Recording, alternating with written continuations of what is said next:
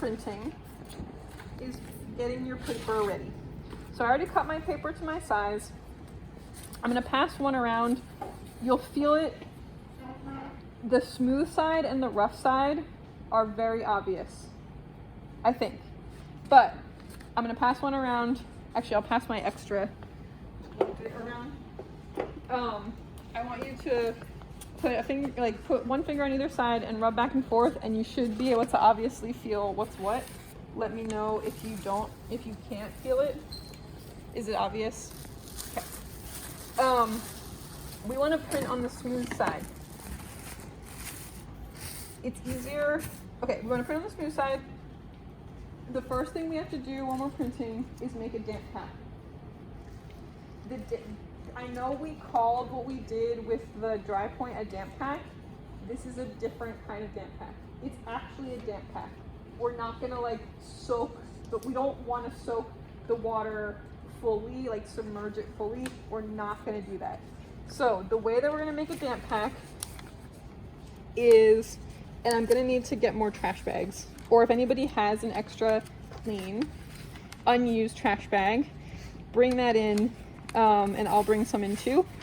So instead of getting our paper directly wet, spraying our paper directly, we are going to spray newsprint and then put our paper in the newsprint to have the newsprint transfer the water.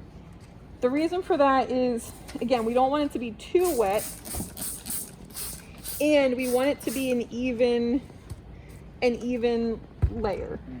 We can also, and it might actually be a good idea, we can also have a class larger damp pack. I tore these newsprints, but if we want, we can have a class damp pack, and that might make sense instead of having all of these little ones. But anyway, depending how many papers you think you're gonna need, you just spray the newsprint. I would say the biggest thing about printing, and I already know that printing is, I think, the hardest part of this process in terms of just getting used to it and learning and getting used to it. And the biggest thing to know up front about the printing process is it's all about the control of water, because we're going to dampen our paper. You can have that wetter or not as wet. We're going to dampen our block. I was taught to just run the block under water, but I don't do that because of a few reasons, especially because the plywood doesn't hold up as well if you do that. So we're not going to do that, but you're going to be adding water to your block, and then we're going to be using watercolors to print with, and so you have to determine how much water you want to add to that. And so it takes a while. It's not an immediate thing. It takes a while to get used to. We're going to start by printing on newsprint just until we kind of get the basics, and then when we switch to the other kind of paper, it's going to also totally change it. But it's all about the control of water. So whatever is happening, if you're having a situation with your block and it's not doing what you want it to do, the answer is probably either that you have too much water or not enough water. That's going to probably be, and that too much water could be in any number of places, right? It could be that your paper is too wet. It could be that your block is too wet. It could be that your ink, that your paint is too thin down, or et cetera, et cetera, et cetera. So I'm just putting it out there that I know this process is not easy or obvious.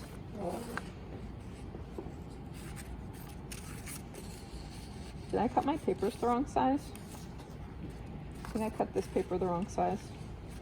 That's why you don't rush. But we're gonna figure it out, and I think it's worth it because it's really cool. And there's a few other amazing things about this process, which is, if you do want to do it at home, it takes some investment, in terms of the different materials that you have to get, but it's totally non-toxic. We're just using watercolor and water, and there's going to be no solvents, no oil-based anything, and you know, once you make the investment in those materials, you can do it anywhere. You can do it in your room, you can do it on vacation. I know nobody would do that on vacation, but I may have one or two times. So to help myself remember, I'm gonna put my smooth side down. Did anybody have trouble figuring out what the smooth and rough side were? In this case, it's pretty obvious. So I'm gonna put my, I didn't explain this. So I wet my newsprint, I covered this up, and I just waited a little while because I want the water to distribute evenly and just like evenly soak the newsprint. Again, the reason that we don't spray the paper directly is like when you're spraying it, you're gonna end up with like little splotches here and there, whereas this is gonna kind of like evenly humidify. And actually a humid day like today is the best day, is the best kind of weather to print. Traditionally, well no, we'll talk about the studio system. Unlike what we did with the damp packs, there's no need to do this 2 hours in advance, you know, but you still kind of want to get it set up so that it can keep humidifying. You want to keep it, you know, closed pretty tightly so that it's not going to dry out. You can always add more water to the newsprint if it does dry out. But I'm just going to do that, set it aside, have it ready to go while I prep everything else. Okay, any questions about that? The paints we're going to use are a Chinese brand. It's called Marie's. Yeah, so these are called Chinese painting color. I'm not going to get into the differences. You can use watercolor, you can use gouache. Chinese watercolor is slightly different. There's 2 levels of color, and we have two of these sets, which I think should be fine for us for the semester. Again, if you have your own paint that you want to use and test out, that's totally fine. These are going to stay here. The kind of cool thing, I want to encourage everyone, I just was thinking about this morning. I want to encourage everyone, if you have, not glass dishes, I sacrificed a bunch of these glass dishes, but if you like eat little yogurt cups every day or something, save those and bring them in, and we can use them as our little watercolor, like color mixing bowls. The other cool thing, aside from that I have a hair stuck in there, is that if you do have your own little set, you can just let the watercolors dry in there, and then you can just, like, if you want to reuse that color, this is actually a color I mixed for a project like, I don't know, like 3 years ago, and I just kept it in there, and then you can just re-wet it and it's watercolor again and you can reuse it. So that's kind of awesome. We'll find stuff that we can use here, but if you do have little dishes, like plastic, anything, that would be great because that'll just make everything easier. We have these bamboo brushes, which are also going to be a class supply. Again, if you have your own brushes, great, you can bring them in. The brushes are going to be what we use to apply the ink to the surface. Just show them, Laura. Stop explaining it. I'm going to get one thing.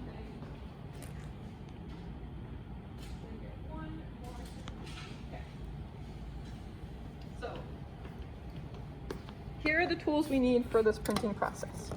Our paper, our block with our Kento mark, watercolor, which we're going to mix to whatever color we need, a water spray bottle, which live on the shelf where all the cleaners and everything is. Get the ones that say water only. Don't spray Simple Green on your wood block. You'll be really sad. What's that? No, I was like, Rick. Then you're gonna need a brush for applying your ink, and brushes for what I'm gonna call swirling your ink. So this is This is the kind of more official equivalent to our stencil brushes, but these work really, really well. What you want is a stiff bristle brush, and where's my brush?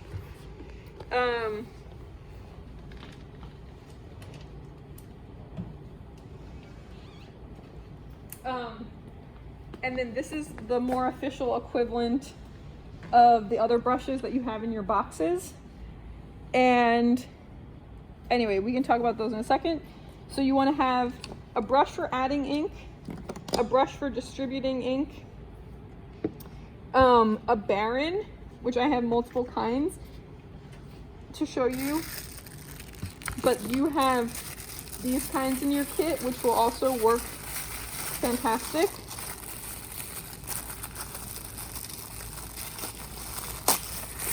Okay.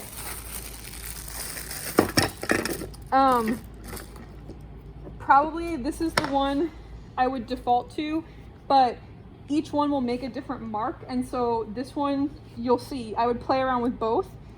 This one is more equivalent to, this would be a more traditional Baron. It's B-A-R-E-N, which would have, this isn't made of lacquer, but it would have traditionally been a lacquer disc, and then underneath this bamboo sheath there's a braided coil rope, which helps give it cushion and adds a little bit of a texture, and then the whole thing is wrapped in, it's not a bamboo leaf, it's like the sheddings of the bamboo stalk.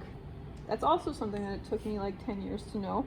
And then this is a professional woodblock, Japanese woodblock printer kind of came up with this plastic design to be equivalent to this, and it works really well.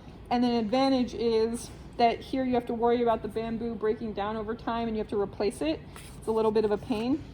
This one you don't have to worry about that. And so this design is very similar to this design, and is actually sized more appropriately for our blocks. But I'll show you, and you can always play around with any of those. This would be equivalent to like a doorknob, and in traditional European hand printing, they would actually use like a doorknob, and this is equivalent to that. So this is also kind of a traditional take on the tool.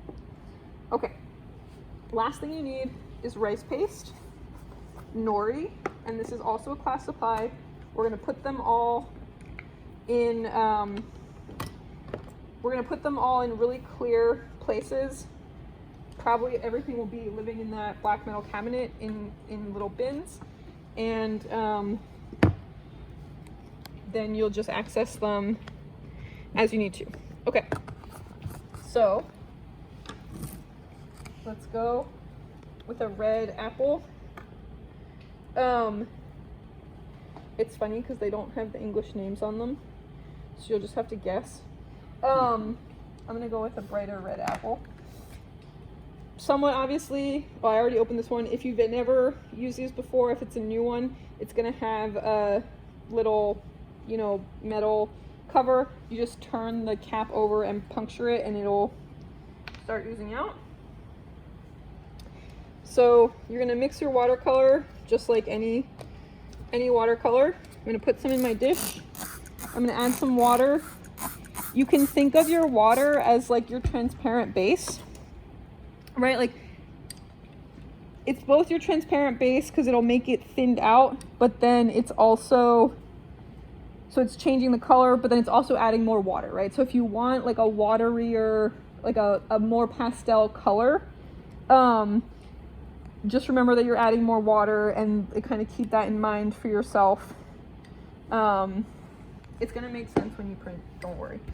So I have that there, my one dish, and then I'm gonna thin out my nori. Kind of to the consistency of what we had for shinkole, sort of like a milky, this brush is a little bit not working, but it's okay. It needs to be thinned out. Nori serves a really important function in printing. It serves many functions. It prevents the ink, all the ink from absorbing into the block as quickly, and it helps the ink distribute evenly across the block. And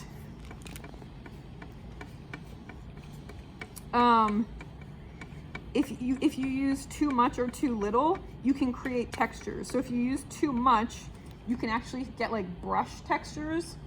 And I'm saying too much, not like it's a bad thing, but just you'll see it when it happens.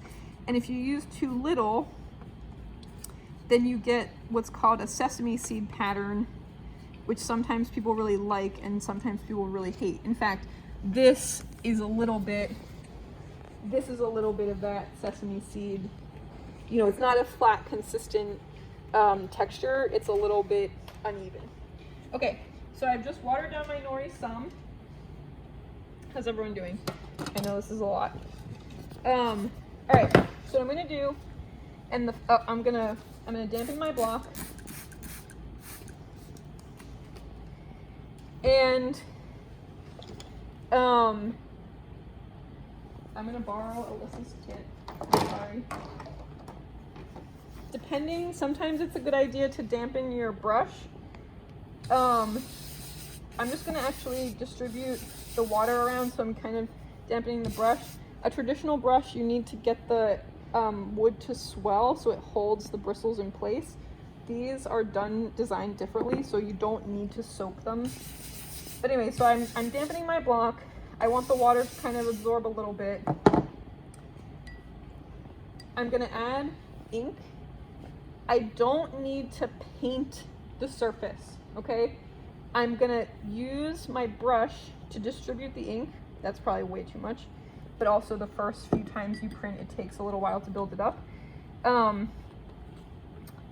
so you don't need to think about it like you're painting it. You're just using the brush to add ink to the surface. And now I'm gonna do the same thing with the nori.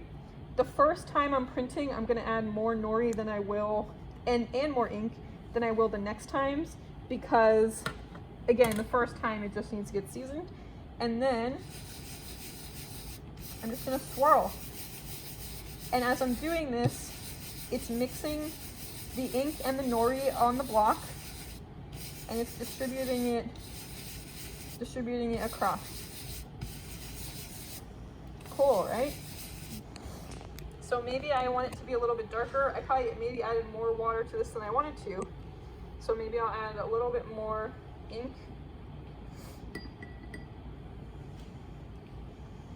A little bit more nori. Probably could water that down a little bit more. Sometimes I use like a chopstick to just like dot the nori on. Okay. And now I'm ready to print. The first times I'm printing the block, I'm not going to do it today because I just want you to see the whole process, but I would actually print this on newsprint a few times until the block is like the right mixture of water and ink and everything, just to get it going. But we're just going to risk it today. So I'm going to take my paper out. Again, I knew that I put it with the smooth side down, so I know that I'm going to do this. I'm going to hold it. It's damp, and I'll have you feel the other one in a second. So it's going to be, you don't want it to just like flop down on your block and land in the wrong spot.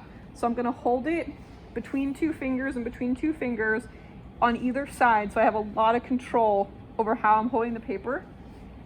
And kind of like what we did with the intaglio, but I'm gonna get this into its corner, and then I'm gonna get it into its other slot, and only when I feel really confident that they're where I want them to be, then I'm gonna gently lower my paper.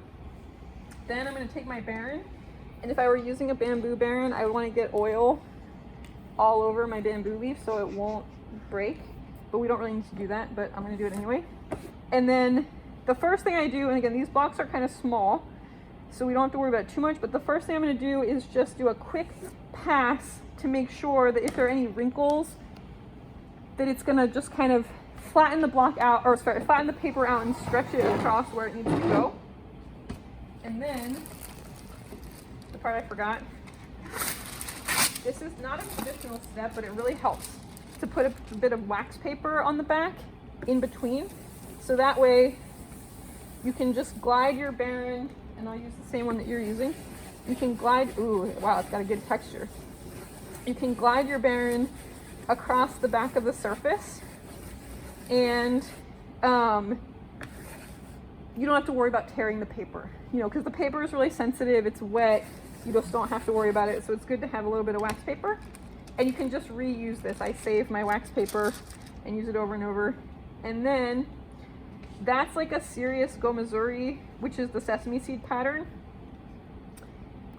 I'm going to do an advanced technique just to show you. So this is where the first few prints are called seasoning your block, and it takes a little while to build up the surface. So just got a hair on there. So now I'm going to take this little one. This is too small even for this, but it's the one that's available. You could call this cheating, but it's not. They do it.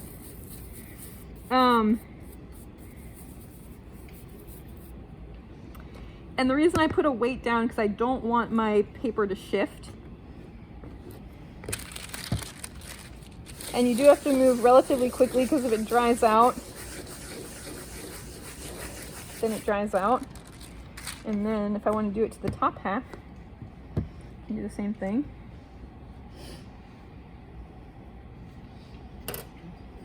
Anyway, this is an advanced technique. We'll get there. Oops. Where'd my brush go?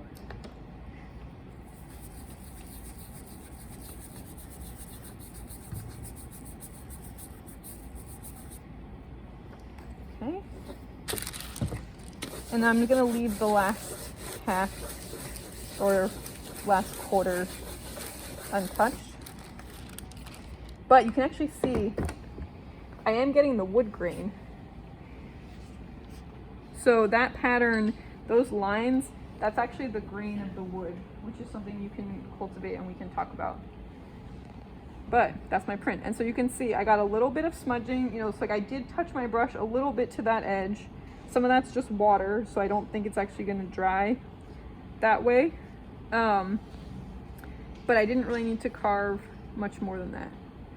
Okay, does this make sense? Any questions? That's a lot of information for today. I'll show you one more thing, just to kind of, so you can preview the next step. Again, I'll probably show you this all again when we're ready to print. First things first is like planning and carving, but I think it's helpful to kind of see the process a little bit. So when you're ready to develop your next plate, the cool thing that you do is put nori. Basically what you're going to do, and you don't have to do this, you can develop your second plate just like we did with just using tracing paper and whatever, like we did with our rubber stamps. But the traditional way is you take one of your prints and you distribute the nori paste undiluted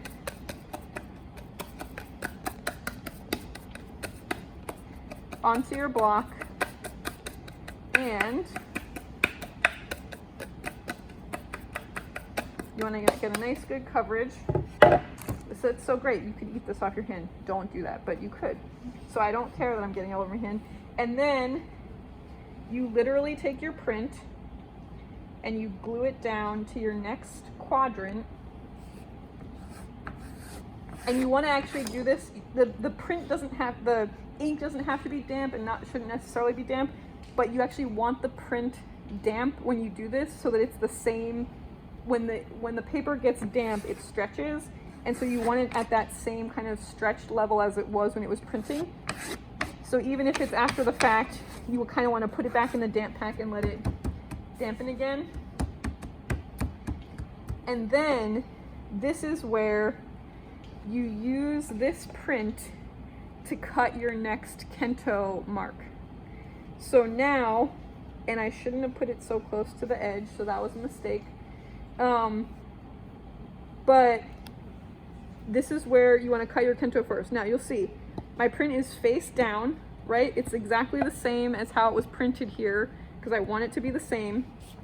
And then the first thing I'm going to do, and I'm going to use my L or my 90-degree angle to trace this again, so I'm doing it really accurately.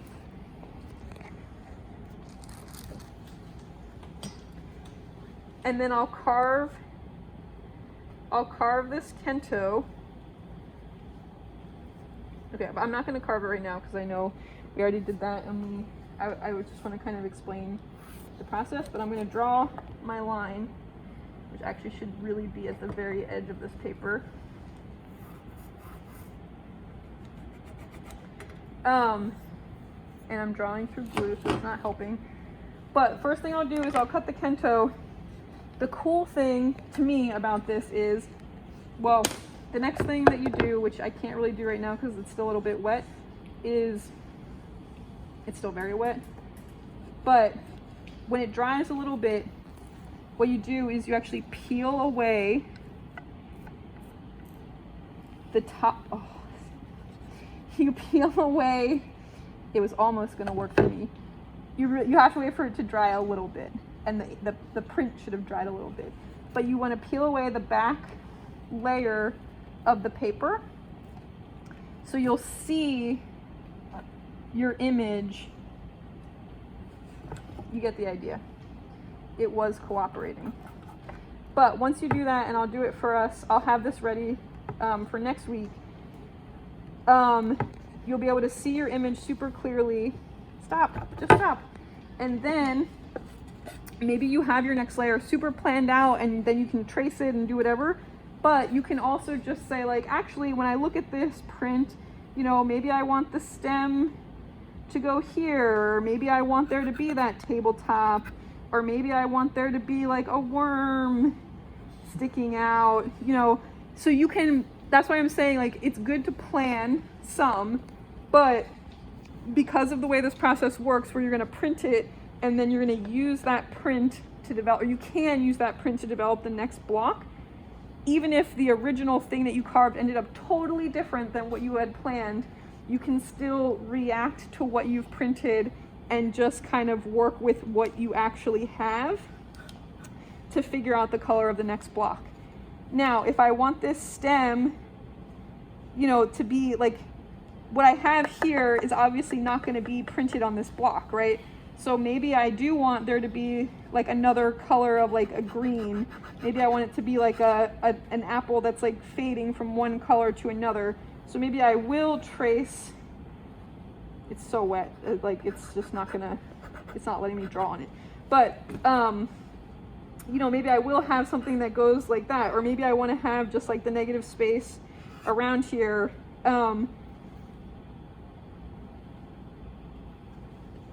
I don't have to, this is on here to guide me, but it's not carved into the block, and therefore, you know, I'll just, like, if I want this stem brown, I'll just do what I did over there, and then I'll carve away all of this around it, just as much space as I need, and then I could do another element down here, etc., etc.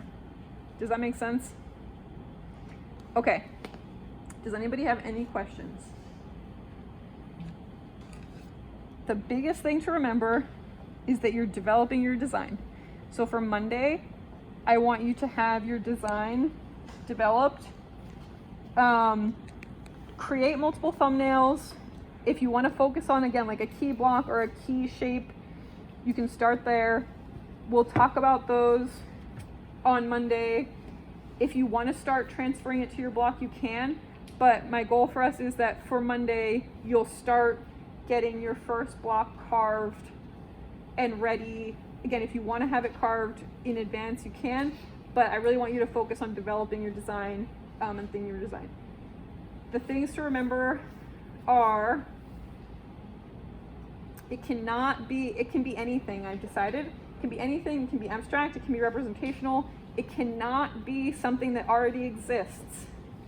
Meaning, like, it can be a self-portrait. I know you already exist, but it can't be a portrait of Charles Manson that you, I don't know, that somebody already turned into a 3-color graphic logo. I don't know why that exists. It's Halloween time. I don't know. Does that make sense? Yes.